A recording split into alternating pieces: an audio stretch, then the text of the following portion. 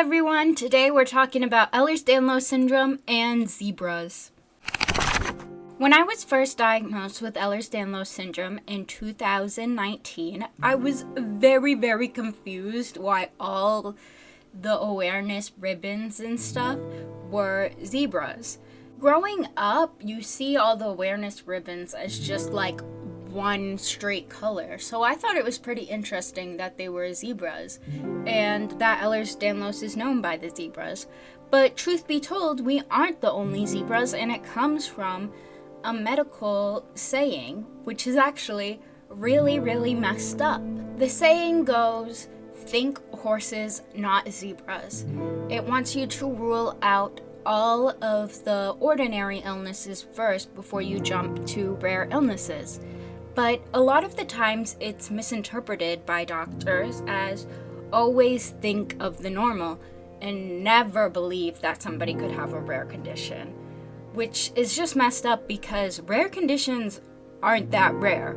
I know that is kind of confusing to think about, but it's the truth. It's not rare to have a rare condition, but the condition itself can be rare. Over 300 million people worldwide have a rare disorder, but that's because there's over 10,000 different rare disorders. Since there's so many rare disorders and a lot of people on Earth, it's not rare to have a disorder that is rare. I hope that made sense. I understand why it's complicated. Even though it's not rare to have a rare condition, that saying, think horses not zebras, is detrimental to the care that rare people, people with rare conditions, receive. It can take exponentially longer to get a diagnosis. And this saying is so common when doctors are in school. It's even put into shows like ER, The Pit, Grey's Anatomy, because it's a real saying. It's crazy.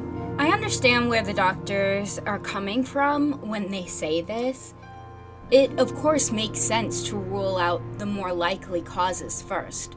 However, it causes doctors to not just do that, but to never believe they could come upon such a case in the first place. They'll treat you like you're a lab rat if they do believe you, going, oh my god, this is my first case ever. I can't believe I'm meeting somebody like you. Like you're not a human, but you're diseased first. And in other cases, they just think you're lying. Because no way you could have this, only this many people have this, and you cannot be one of them. This saying is particularly harmful to teenagers and young adults, especially women and people of color, because what's common for women, doctors think, are hormones or anxiety or depression. So they're quick to blame physical health problems on your emotional well-being. But of course, anyone in physical pain 24/7 is not going to be emotionally well, because that takes a toll on your mental health. I know, shocker.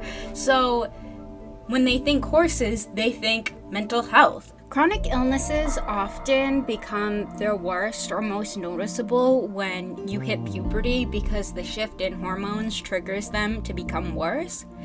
And this is very troublesome because doctors freaking hate teenagers. Can't tell you why. They just do.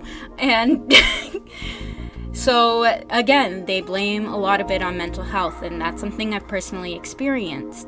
So this saying has done harm to a lot of people, because having a rare illness isn't rare, because there's so many different rare illnesses. So this saying is very detrimental and should be not something that we still do today. Yes, of course, rule out the normal stuff first, but don't rule out having a rare illness at all. This is why the zebra is so closely connected with Ehlers Danlos, why all the awareness merch has zebra print or has zebras on it, or even the ribbon is zebra. Even though we're not the only rare illness, as I said, there are so many rare illnesses and zebras out there. But I'm glad that Ehlers Danlos the Ehlers Danlos Society, has adapted their logo to be the zebra, because it raises awareness about this saying, and we can talk about how messed up it is and how we shouldn't still be using it today. It can cause late treatment, late diagnosis. This is very bad when an early diagnosis and early treatment can cause permanent damage in so many different illnesses.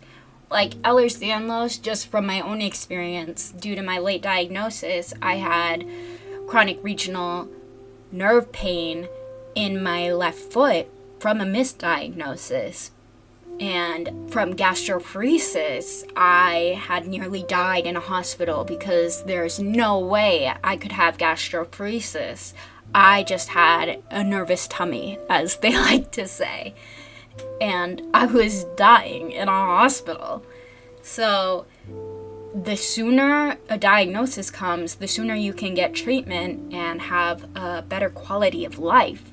However, doctors are still so focused on finding normal illnesses first, or not finding rare illnesses at all.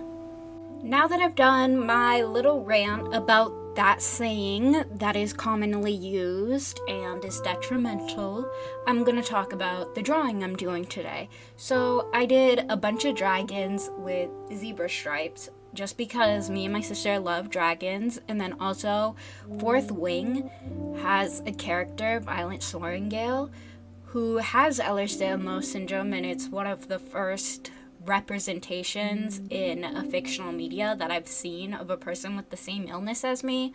So I very much love Fourth Wing. It's one of my favorite series. It's like the first time I felt seen, and I wanted to draw some zebra print dragons just because of this series. It has inspired me so much, and it has dragons and a character with Ehlers Danlos. So yeah, that's the meaning, I guess, behind it.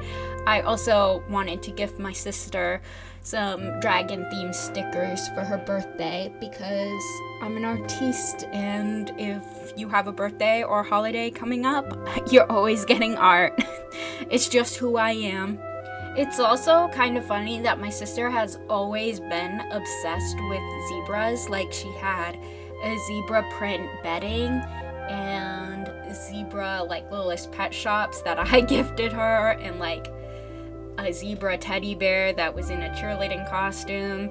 She loved zebras before we were even diagnosed, and now it just takes on a whole different meaning in our life. So it's good, I guess, she already liked zebras, because now we are zebras. In case you're wondering why I'm saying we, it's because me and my sister both have Ehlers Danlos syndrome, because it's genetic, and you may not have it.